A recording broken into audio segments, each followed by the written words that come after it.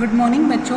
आज हम एक्सरसाइज 4.2 करने जा रहे हैं। ठीक है, देखो 4.2 में क्या है, हमें अलग अलग विधि से सीखने हैं। तो यहाँ पे पहली विधि आ रही है बच्चों कि हमें द्विघात समीकरण के मूल निकालने की पहली विधि की बात कर रहे हैं। तो ये पहली विधि का नाम क्या है? गुणनखंड विधि।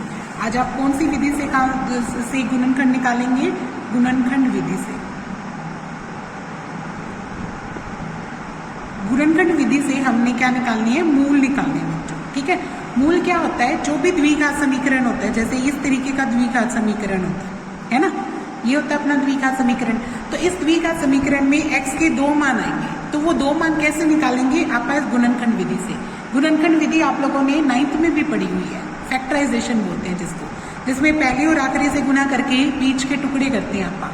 ठीक है, तो उससे हम आपका मूल निकालते हैं। तो उसी विधि का प्रयोग करना है। तो ये विधि वैसे आपको आती है, इससे हम सवाल निकालने जा रहे हैं। तो पहला सवाल देखो, पहले सवाल की हमारे पास कई पार्ट है। पहला पार्ट लिख रही हूं मैं, x² माइनस 3x माइनस का 10 बराबर 0। ठीक है, हमें इसमें क्या निकालनी है? x के दो मान बनेंगे, वो दो मान निकालने हैं। कैसे निकालते हैं इसमें? यहाँ पे रफ में देखो, पहली और आखिरी की गुना कर लो। पहली और आखिरी की गुना कितनी आई? माइनस का 10x²। ठीक है, तो आपने 3x के ऐसे टुकड़े करने हैं जिनकी गुना तो कितनी आई? माइनस के 10x²। ठीक है, और जोड़े तो कितना आए? 3x आई, वो भी माइनस का। तो क्या करूं, इसके दो फैक्टर क्या बनेंगे? अब इसके दो फैक्टर क्या बनेंगे? गुना तो कितनी आई? 10 और जोड़े तो 3, तो इसके बनेंगे 5 और 2। ठीक है, लेकिन आप क्या लिखेंगे? माइनस का 5x और प्लस का क्या लिखेंगे? 2x। क्योंकि 5x में से 2x अगर आप घटाते हैं तो अपने को कितने मिलते हैं? माइनस के 3, और गुना करें तो कितना आता है? माइनस का 10x²। तो यहाँ पे टुकड़े लिखो, माइनस का 5x और प्लस का क्या लिख दिया? 2x। ठीक है, माइनस का 10 बराबर 0। अब इसके गुणनखंड करते हैं। पहले दो में से क्या कॉमन निकलता है? x कॉमन निकलता है। क्या निकलता है? x। यहाँ क्या रह गया? x, और यहाँ क्या रह गया? माइनस का 5। यहाँ क्या रह गया? माइनस का 5। अब इन दोनों में से देखो क्या कॉमन निकलता है? यहाँ से निकलता है 2। यहाँ से क्या निकलता है? 2। यहाँ क्या रह जाएगा? x, और यहाँ क्या रह जाएगा? -5। क्योंकि अगर आप 2 से भाग करें, x तो क्या 2x का क्या रह जाएगा? x। इसको 2 से भाग करोगे तो क्या रह जाएगा? माइनस का 5।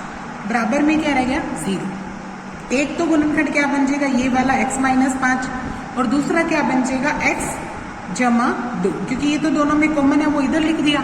इधर क्या बच गया? x, और यहाँ क्या बच गया? प्लस का 2। ये ब्रैकेट इधर आ गई। ठीक है, फिर अगर इसमें देखो, यदि x -5 को 0 रखते हो तो x का मान कितना आया? 5, या x + 2 को 0 रखते हो तो x का मान कितना आ गया? माइनस का 2। तो इसके दो मूल निकल गए बच्चों, एक आया 5 और एक आ गया -2। ठीक है, अब इसका पार्ट करते हैं हम। तीसरा पार्ट कर रहे हैं। देखो तीसरे पार्ट में क्या कहता? वर्गमूल 2x² प्लस का 7x प्लस का 5 वर्गमूल 2 बराबर क्या दे रखा है? 0। ठीक है, यहाँ पे देखो पहली और आखिरी की गुना करके देखो, यहाँ पे भी देखो, यहाँ पे देखो 2 वर्गमूल 2 वर्ग x² है और 5 वर्गमूल 2। गुना कितनी आती है? 5 तो 5। वर्गमूल 2 को वर्गमूल 2 से गुना करते हो तो कितना आता है? सिर्फ 2 आता है ना, और x², यानी ये कितना बनेगा? 10x²। तो गुणनखंड में हमें इन दोनों की गुना कितनी है? 10x²। गुना 10x² आए, जोड़े तो कितना है? 7x। तो इसके भी वही बनेंगे, 5x और 2x। एक 5x भी प्लस का और 2x भी प्लस का। 5 और 2 7 बन जाएंगे, और गुना कितनी आ जाएगी? 10। तो इसके गुणनखंड हम यहाँ क्या लिखेंगे? प्लस का 5x और प्लस का क्या लिखेंगे? 2x। प्लस में क्या रखा हुआ है? 5 वर्गमूल 2 बराबर में क्या आया? 0। अब इन दोनों में से देखो क्या सांचा निकलता है, क्या कॉमन है?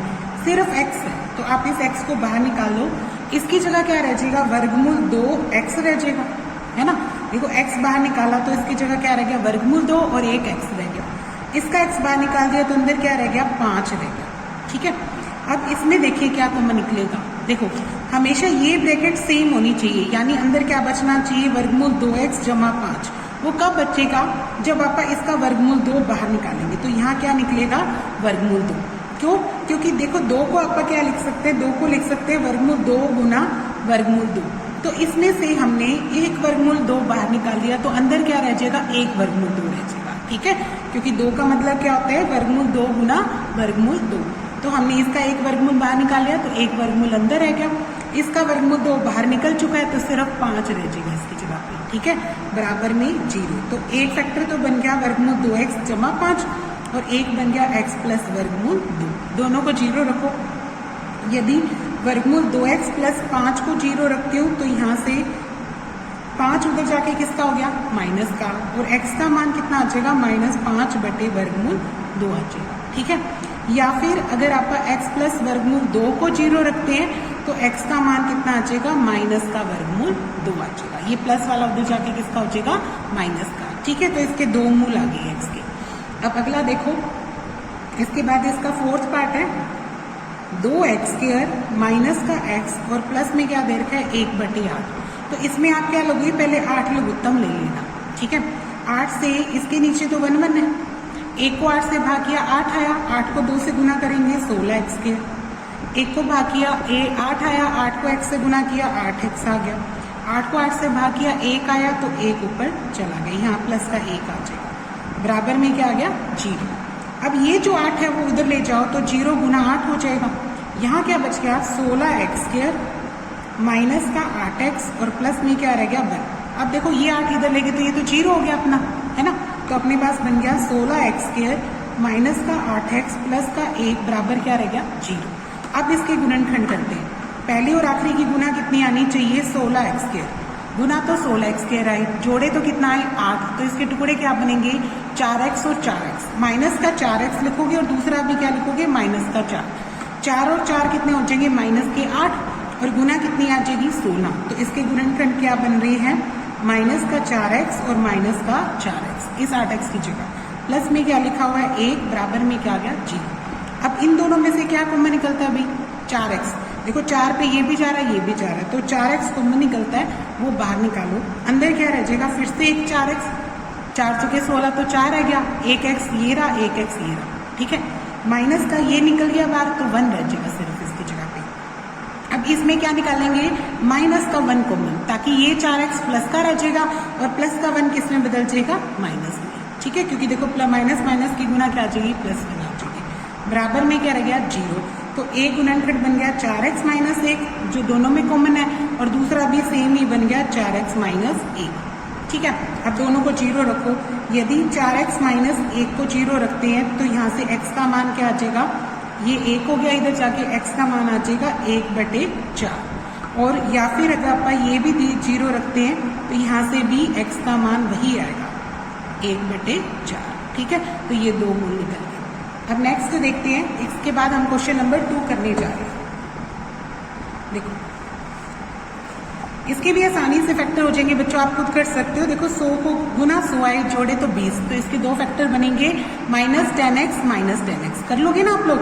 ठीक है, अब हम क्वेश्चन नंबर 2 पढ़ने जा रहे हैं। देखो क्वेश्चन नंबर 2 में क्या कहता, उदाहरण 1 में दी गई समस्याओं का हल कीजिए। तो इसके लिए आपको एक उदाहरण पढ़ना पड़ेगा। उदाहरण नंबर 1 निकालो सभी अपने पेज से। उदाहरण नंबर 1 हमारे पास है इस पेज पे, देखो ये उदाहरण नंबर 1 ये दे रखा 79 पेज पे। देखो यहाँ पे 2 क्वेश्चन दे रखे, दोनों पार्ट करने हैं अपने में। पहला पार्ट देखो क्या कहता है, जॉन और जीवंती दोनों के पास कुल मिलाकर 45 कंचे। देखो क्या कहता, जॉन और जीवंती दो बंदे हैं। ठीक है, एक है जॉन, दूसरा क्या है जीवंती। इनके पास कंचे हैं, कितने कंचे हैं, 45। दोनों 5-5 कंचे खो दें, यानी दोनों से 5-5 कंचे गुम हो जाए। ठीक है, तो अब उनके पास जो कंचे बचे उनकी संख्या का गुना, मतलब जो बचे हुए कंचे हैं उनकी गुना कितनी आनी चाहिए, 124। तो हमें क्या निकालनी है, उन कंचों के मान बताने भी, दोनों के पास कितने कंचे हैं। तो क्या करते हैं, देखो 2 बंदे हैं जॉन और जीवंती, तो मान लेते हैं, माना जॉन के पास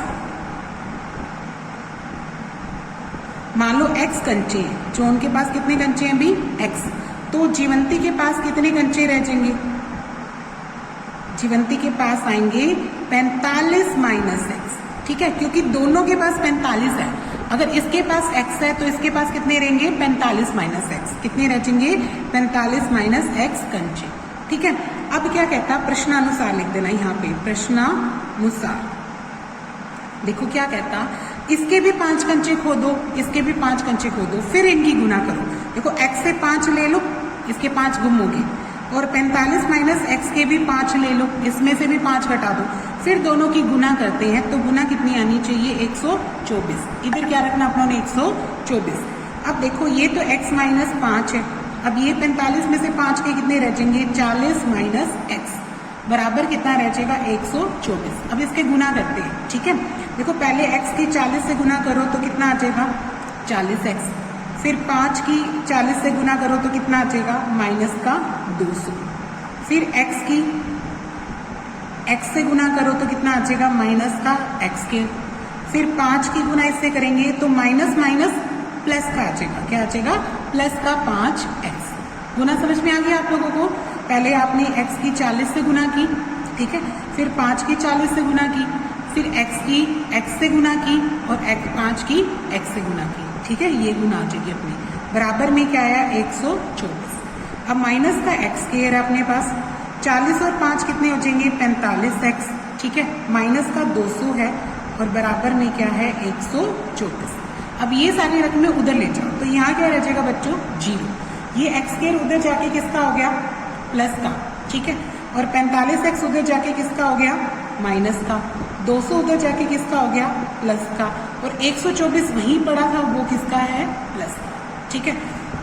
अब देखो ये x² माइनस का 45x, 200 और 124 कितने हो जाएंगे, 324। अब हमें क्या करने हैं, इनके गुणनखंड।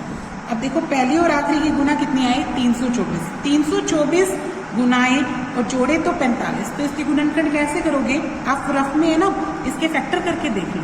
जैसे ये 3 के पाड़े में जा रहा है, 3 एकम 3 0, 3 8 24, फिर 3 के पाड़े में जा रहा है, 3 3 9, 3 6 18, ठीक है। तो देखो बस 36 तक ही रख लो। 3 और 3 की गुना कितनी होती है, 9। 9 और 36 की गुना कितनी आ रही है, 324, और 36 और 9 को जोड़ूं तो कितना आएगा, 45 आएगा ना। तो मैं इसके 2 फैक्टर लिख रही हूँ, माइनस माइनस के लिखेंगे बच्चों, इसके माइनस का ही 36 और माइनस का ही 9, क्योंकि गुना तो अपने आप क्या आ जाएगी, प्लस की आ जाएगी। 36 और 9 की गुना कितनी आ जाएगी, 324, और माइनस माइनस की गुना क्या आ जाएगी, प्लस। तो पहली और आखिरी की गुना जैसे रफ में आप देखते हैं तो कितनी आनी चाहिए, 324x², तो आएगी ना अपनी इन दोनों की गुना, ठीक है। प्लस में क्या रखा हुआ है, 324, ठीक है, बराबर में क्या आ जाएगा, 0। अब इन दोनों में से कॉमन निकाल के देखो, x कॉमन निकलता है, इधर क्या रह जाएगा x, और यहाँ क्या रह जाएगा, माइनस का 36। इन दोनों में से क्या निकलेगा, माइनस का 9, क्या निकलेगा, माइनस का 9। इसकी जगह क्या रह जाएगा, x, और इसकी जगह क्या रह जाएगा, 9 से आप भाग करके देखो कितना आता है, 9 3। अच्छा एक देखो माइनस आएगा बाहर, अंदर भी, क्यों, क्योंकि माइनस बाहर निकाला तो प्लस का निशान किस में बदल जाएगा, माइनस में बदल जाएगा, ठीक है। 324 को अगर आप 9 से भाग करें तो फिर से क्या आ जाएगा, 36। तो एक गुणनखंड कितना बन जाएगा, x माइनस 36, और दूसरा गुणनखंड क्या बन जाएगा, x माइनस 9, ठीक है। अब यदि x माइनस 36 को 0 रखते हो तो x का मान कितना आता है, 36, या फिर x माइनस 9 को 0 रखते हो तो x का मान कितना आता है, 9। 2 मान निकल गए, यानी इसके 2 आंसर आएंगे। तो यहाँ पे लिख लो, यदि जॉन के पास अगर 36 है, कितने कंचे आएंगे बच्चों, 36, तो जीवंती के पास कितने आएंगे, 45 माइनस 36, 45 माइनस 36, तो कितने आ जाएंगे, 9। इसके पास कितने आ जाएंगे, 9। फिर लिखेंगे यदि जॉन के पास 9 कंचे हैं, ठीक है, ये भी हो सकता है ना, 9 दूसरा मान क्या है, 9। अगर जॉन के पास 9 है तो जीवंती के पास 45 माइनस 9 यानी 36 कंचे आ जाएंगे। इसके पास कितने आ जाएंगे, 36, ठीक है। ये 2 मान होंगे। अब करेंगे आप इसी का दूसरा भाग, ये पहला भाग हो गया, अब अपने को क्या करना है, दूसरा। अब पढ़ो ध्यान से, दूसरा स्टेटमेंट क्या कहता, एक कुटीर उद्योग एक दिन में कुछ खिलौने निर्मित करता है, ठीक है। मतलब आपके पास एक फैक्ट्री है, उसके अंदर क्या करता है, कुछ खिलौने बनते हैं, अपने टॉयज फैक्ट्री होती है ना, वहां पे। तो प्रत्येक खिलौने का मूल्य 55 में से एक दिन में निर्माण किए गए खिलौनों की संख्या को घटाने से प्राप्त संख्या के बराबर है, प्राप्त संख्या के बराबर है, ठीक है। क्या कहता कि एक खिलौने की कीमत कितनी है, 55 माइनस कितनी होनी चाहिए, 55 में से वो संख्या घटानी है जितने उस दिन खिलौने बने, ठीक है। यहाँ पे 2 चीजें हैं बच्चों, एक तो खिलौने और खिलौनों की कीमत, ये बढ़ना है, ठीक है। फिर क्या कहता, किसी दिन उसी दिन जो कुल निर्माण की लागत है वो कितनी होनी चाहिए, 750 रुपये। कितनी होनी चाहिए बच्चों, 750 रुपये। ठीक है, तो हमें दो चीजें बतानी है, एक तो उस दिन कितने निर्माण हुए खिलौने, और खिलौनों की संख्या भी बतानी है कि खिलौनों की संख्या क्या है। ठीक है, तो यहाँ पे क्या करते हैं, मान लेते हैं। आप क्या मानते हैं बच्चों, माना उस दिन खिलौनों की संख्या क्या है,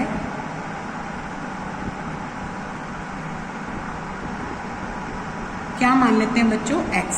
संख्या क्या मान ली, x संख्या है। ठीक है, और प्रत्येक खिलौने की कीमत, प्रत्येक खिलौने की कीमत कितनी है बताई थी, 55 माइनस एक्स। कितनी बताई, 55 माइनस एक्स। कहता किसी दिन x खिलौने बने, ठीक है, और उसमें एक खिलौने की कीमत कितनी है, 55 माइनस एक्स। फिर कहता कुल लागत, क्या कहता, कुल लागत। कुल लागत हमने कितनी देर की है, 750 रुपये। ठीक है, तो आप बताओ कैसे निकालोगे कुल लागत। आपने x खिलौने बताए, एक खिलौना इतने का, तो कुल लागत कैसे निकलेगी, x की 55 माइनस एक्स से गुना। यही करोगे ना आप लोग कि अपने पास इतने खिलौने बनाए, एक खिलौने इतने का, तो कुल खर्चा कितना आया, दोनों की गुना। तो यानी x गुना में 55 माइनस एक्स और बराबर कितना रख देंगे आप पास, 750। ठीक है, अब गुना करो, x की इससे कितनी आती है, 55x, x की x से कितनी आती है, माइनस का x², बराबर में क्या आ जाएगा, 750। अब ये जो माइनस प्लस की रकमें उधर ले जाओ, पहले अपने पास x² उधर जाएगा तो किसका हो जाएगा, प्लस का, और 55x उधर जाकर किसका हो जाएगा, माइनस का। और 750 तो वहीं पड़ा है, तो ये किसका रहेगा, प्लस का। तो यहाँ क्या रह जाएगा, राइट साइड क्या रह जाएगा, 0, तो बराबर में क्या रख देंगे, 0। ठीक है, अब इसके गुणनखंड करो, पहली और आखिरी की गुना कितनी आए, 750x²। गुना तो 750 आए, जोड़े तो कितना है, 55 आना चाहिए। ठीक है, तो इसके क्या बनेंगे, इसके बनेंगे 25 और 30। 25 दिए कितना होता है, 75 ना, 750 होता है, और 25 और 30 का जोड़ कितना होता है, 55।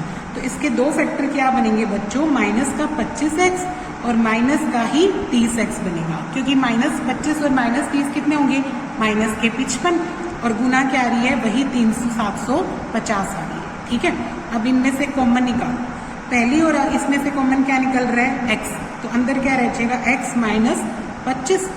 इन दोनों में से क्या कॉमन निकलेगा, माइनस का 30। देखो ये भी 30 से भाग रहा है, ये भी, तो माइनस का 30 बाहर निकालो, तो इसकी जगह क्या रह जाएगा, x, और इसकी जगह 30 से भाग करके देखो तो कितना रह जाएगा, माइनस का निशान आएगा, एक तो आएगा ना, इसको माइनस 30 से भाग करते हैं तो माइनस का क्या आता है, 25। तो मेरा एक गुणनखंड आएगा x माइनस 25 और दूसरा गुणनखंड क्या आएगा, x माइनस 30। फिर दोनों को 0 रखते हैं। यदि x माइनस 25 को 0 रखते हैं तो x का मान कितना आया, 25। ठीक है, और या फिर x माइनस 30 को 0 रखते हैं तो x का मान कितना आ गया, 30। दो मान निकल गए। ठीक है, यानी इसका मतलब क्या हुआ, 25 का मतलब क्या हुआ, यदि खिलौने कितने बनाते हैं, खिलौनों की संख्या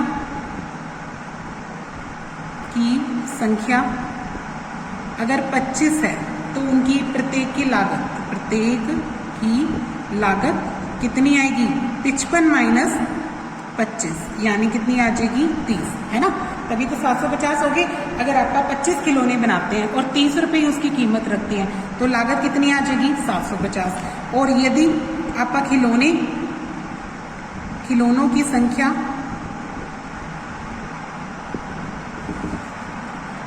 30 रखते हैं, अगर खिलौनों की संख्या कितनी रखते हैं, 30, तो प्रत्येक की लागत कितनी आ जाएगी, प्रत्येक की लागत 55 माइनस 30, यानी कितनी आ जाएगी, 25। ये भी हो सकते हैं ना, तो इसके दो आंसर आएंगे, ये भी आंसर है, ये भी आंसर है। ठीक है, अब नेक्स्ट क्वेश्चन पढ़ रहे हैं, क्वेश्चन नंबर 3 की बात करते हैं। 2 हो गया, अब अपने तीसरे सवाल में पढ़ो, देखो क्या कहता है, पढ़ो। ऐसी 2 संख्याएं ज्ञात करो जिनका योग कितना हो, 27। आपको 2 संख्याएं हैं जिनका जोड़ कितना है, 27, और उनकी गुना कितनी आनी चाहिए, 182। तो देखो 2 संख्याएं मान लो, माना पहली संख्या, अगर आप पहली संख्या क्या मानते हैं,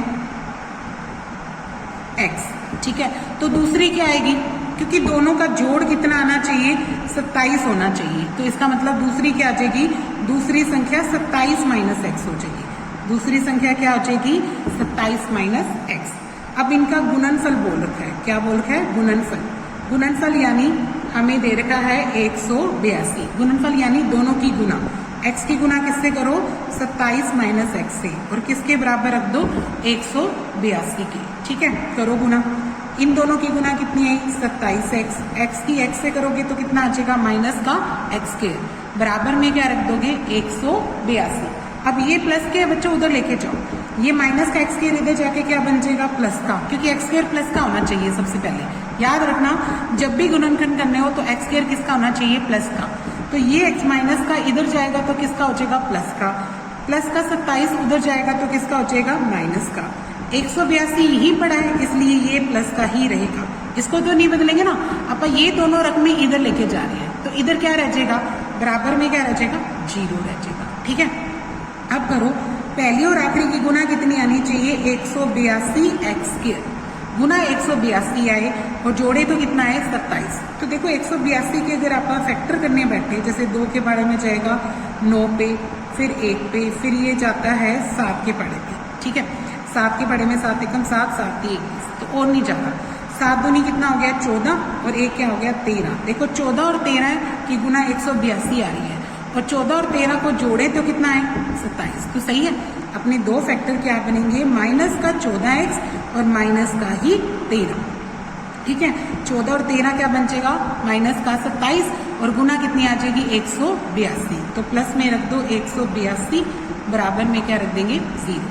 अब देखो इन दोनों में से क्या कॉमन निकलता है? x। इसकी जगह क्या रह जाएगा? 1x, और इसकी जगह क्या रह जाएगा? माइनस का 14।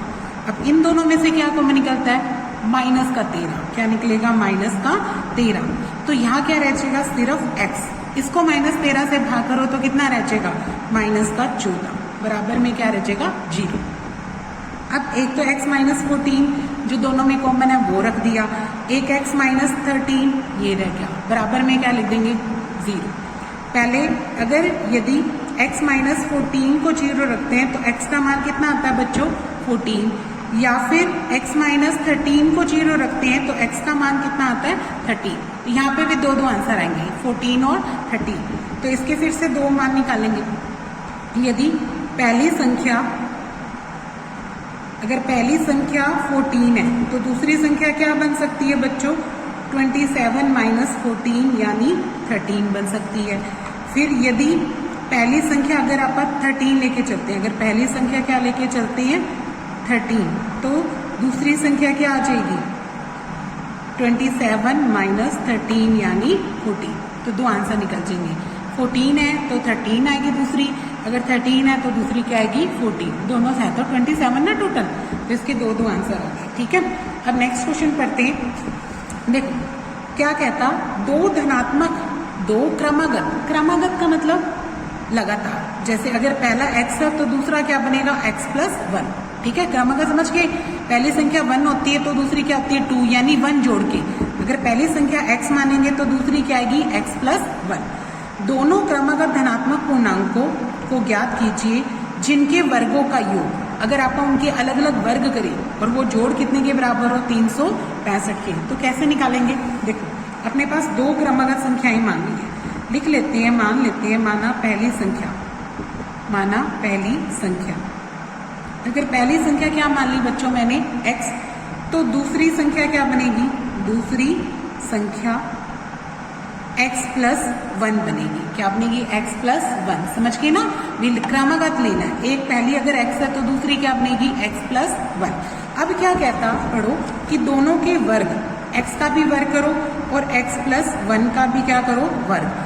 दोनों के वर्गों का योग हमें कितना दे रखा है? 365। कितना दे रखा है? 365। ठीक है, देखो x का वर्ग तो x का वर्ग ही होता है। अब इसका वर्ग खोलती हूँ तो पहले a का वर्ग यानी x का वर्ग, याद है? a प्लस b का स्क्वायर। a प्लस b का स्क्वायर क्या होता है? a square plus b square plus 2ab। इस फार्मूले का यूज करो। ठीक है, देखो a स्क्वायर यानी x का वर्ग, b स्क्वायर यानी 1 का वर्ग, फिर 2ab, 2 इंटू एक्स इंटू 1 आ जाएगा। ठीक है, बराबर में क्या रख देंगे? 365। अब देखो x का वर्ग और x का वर्ग तो क्या बन जाएगा?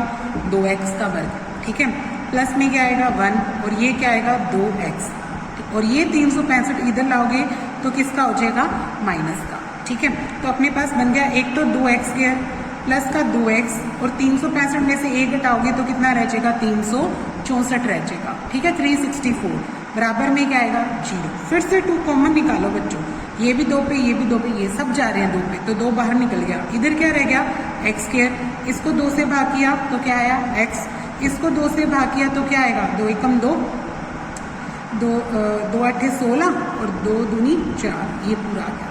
फिर इस 2 को इधर ले जाके खत्म कर लो, यहाँ रह जाएगा x² प्लस का x माइनस का 182, 0 गुना 0 भाग में 2, तो ये क्या आ जाएगा 0 ही आ जाएगा। तो यहाँ आ जाएगा x² प्लस x माइनस 182 बराबर में क्या आ गया बच्चों 0। ठीक है, अब फिर से गुणनखंड करो, पहली और आखिरी की गुना कितनी आनी चाहिए 182 x² और जोड़े तो कितना है x, तो इसके वही 14 और 13 14 और 13, 14 और 13 का डिफरेंस कर लेना, जैसे प्लस का 14 रख दो माइनस का 13 रख दो, 14 और 13 में से घटाओगे तो क्या आ जाएगा 1x आ जाएगा, और 14 और 13 की गुना क्या आएगी माइनस में 182, तो इसके 2 गुणनखंड के आगे प्लस का 14 और माइनस का 13। ठीक है,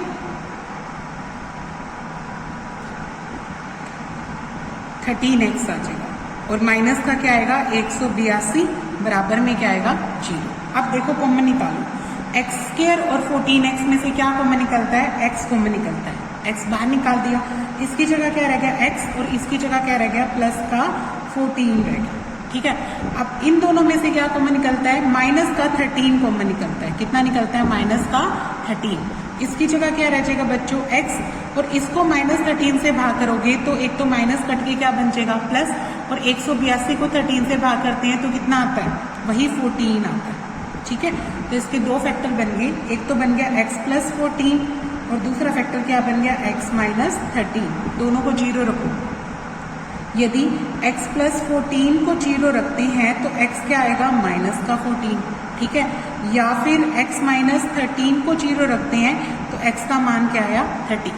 अब इसके दोनों आंसर सेटिस्फाई नहीं होंगे, कैसे, ये तो वाला तो नहीं होगा, क्यों, देखो ध्यान से देखो, यहाँ पे उसने क्या कहा 2 क्रमागत धनात्मक, क्या बोला बच्चों धनात्मक, धनात्मक यानी पॉजिटिव प्लस वाली रकमें हैं, नेगेटिव रकमें नहीं है, x नेगेटिव नहीं हो सकता, तो यहाँ पे क्या लिखेंगे x का मान ऋणात्मक नहीं हो सकता, क्या लिखेंगे ऋणात्मक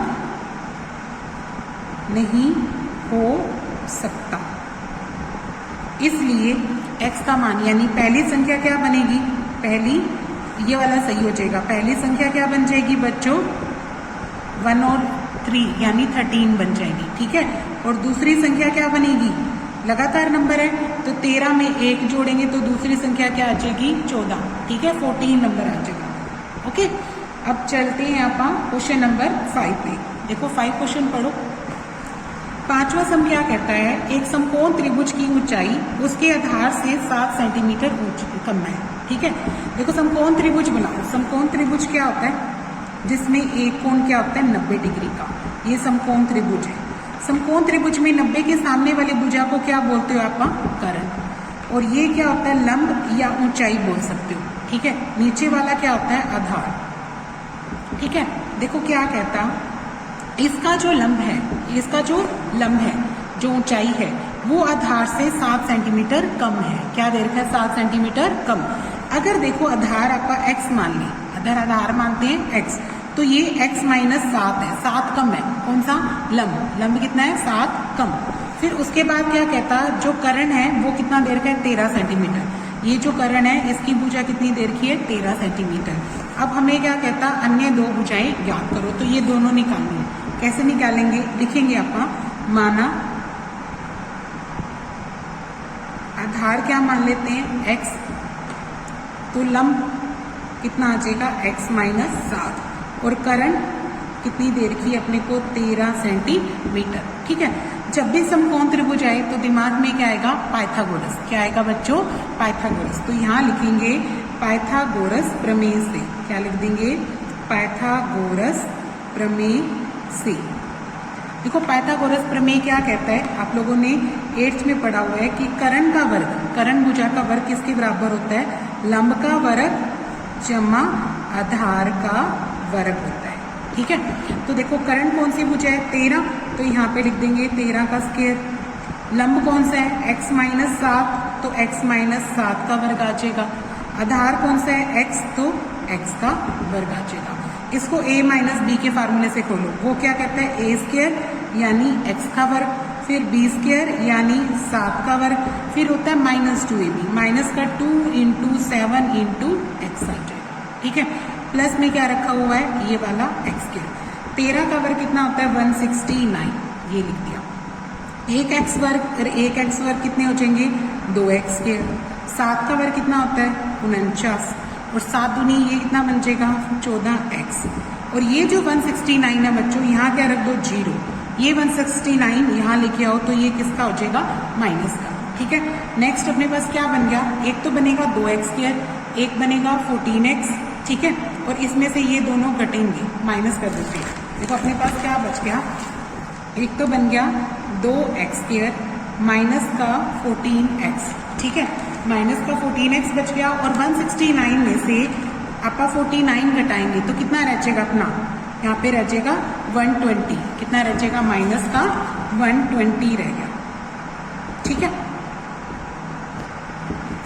अब देखो इन सब में भी 2 कॉमन नजर आ रहा है, तो इस 2 को बाहर निकाल लो, तो इसकी जगह क्या रह जाएगा x स्क्वायर, इसको 2 से भाग करूंगी तो कितना आ जाएगा 7, इसको 2 से भाग करूंगी तो कितना आ जाएगा 60 आ जाएगा। फिर ये 2 खत्म कर दो यहाँ ले जाके, x स्क्वायर माइनस का 7x माइनस का 60, और 0 के भाग में 2 जाएगा तो ये यहाँ पे क्या रह गया 0, यहाँ रह जाएगा x स्क्वायर माइनस का 7x और माइनस का क्या रह जाएगा 60। ठीक है, बराबर में क्या रह गया 0।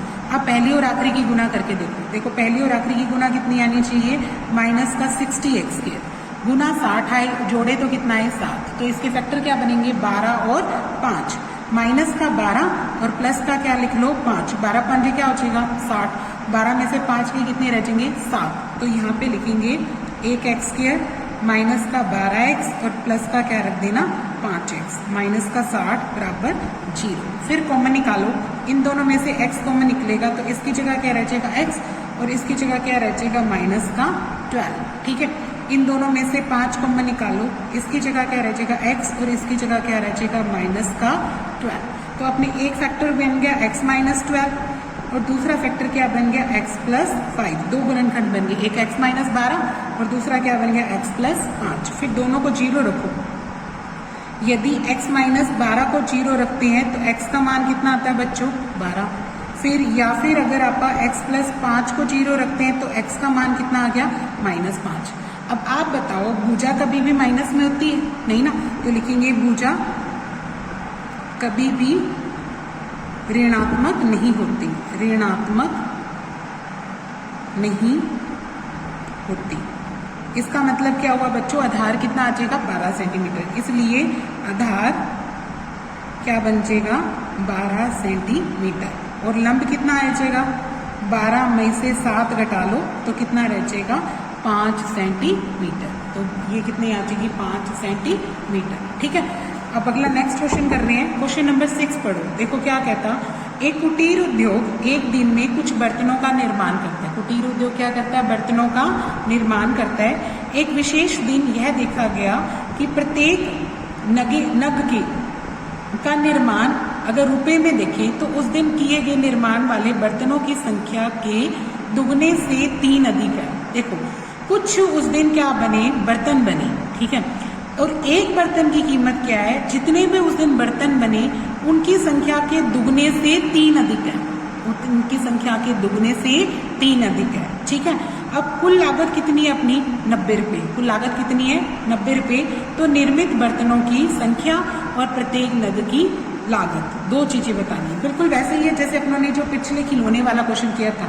देखो यहाँ पे 2 चीजें हैं बच्चों, पहले क्या मानेंगे, माना बर्तनों की संख्या, बर्तनों की संख्या, बर्तन कितने मानते हैं x, प्रत्येक बर्तन की लागत क्या लिखेंगे, प्रत्येक बर्तन की लागत या नग की लागत। प्रत्येक बर्तन की लागत कितनी कहता, जितने भी बर्तन बने उसके दुगने में 3 अधिक है, उसके दुगने में कितना है 3 अधिक है, तो इसका दुगना करा और उसमें 3 जोड़ दिया। फिर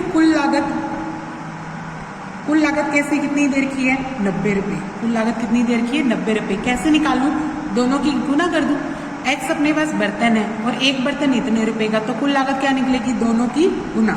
एक्स की गुना किससे करेंगे? 2x जमा 3 से, और सामने क्या रख देंगे? आप 90 रख देंगे। गुना करो, पहली और आखिरी की गुना कितनी आती है? 2x²। 3 के साथ गुना करोगे तो कितना आ जाएगा? 3x। ये जो प्लस का 90 है वो इधर लाके क्या कर लो बच्चों? माइनस कर लो, तो ये इधर आके माइनस का हो जाएगा। अब पहली और आखिरी की गुना करके देखो कितना आता है। 2 को 90 से गुना करें तो गुना आनी चाहिए माइनस का 180, और जोड़ो तो कितना है? 3 आए। ठीक है, तो 180 के अगर आप गुणनखंड करने बैठते हैं तो ऐसा क्या गुणनखंड बनता है कि गुना अपनी जोड़े तो 3 आए। तो देखो एक ऐसे करके देखो रफ में, 180 को अगर आप 2 पे करते हैं तो 90, फिर 2 से करते हैं तो कितने पे कटता है? 45 पे, फिर 3 से करते हैं तो कितने पे कटता है? 15 पे। देखो 2 दूनी 4, 4 3 12, 12 और 15 ये 2 फैक्टर बन रहे हैं। क्या बन रहे हैं? 12 और 15, ये 2 गुणनखंड बनेंगे। तो करो इसके गुणनखंड लिखो।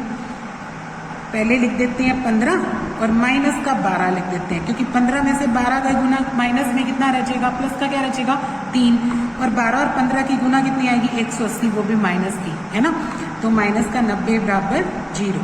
अब इन दोनों में से क्या कॉमन निकलता है बच्चों? x। क्या निकलता है? x। यहाँ क्या रह जाएगा? 2x जमा में क्या रह जाएगा? 15। इन दोनों में से क्या कॉमन निकलेगा? माइनस का 6। देखो ये भी 6 पे जा रहा है, ये भी 6 पे जा रहा है। माइनस का 6 बाहर निकाल लो, इसको 6 से भाग करेंगे तो 2x रह जाएगा, और प्लस का निशान आएगा क्योंकि माइनस बाहर है। इसको 6 से भाग करोगे तो कितना रह जाएगा? प्लस का 15। तो ये दोनों में कॉमन आ जाएगा 2x जमा 15, और दूसरा क्या रह जाएगा? x minus 6। फिर दोनों को 0 रखो।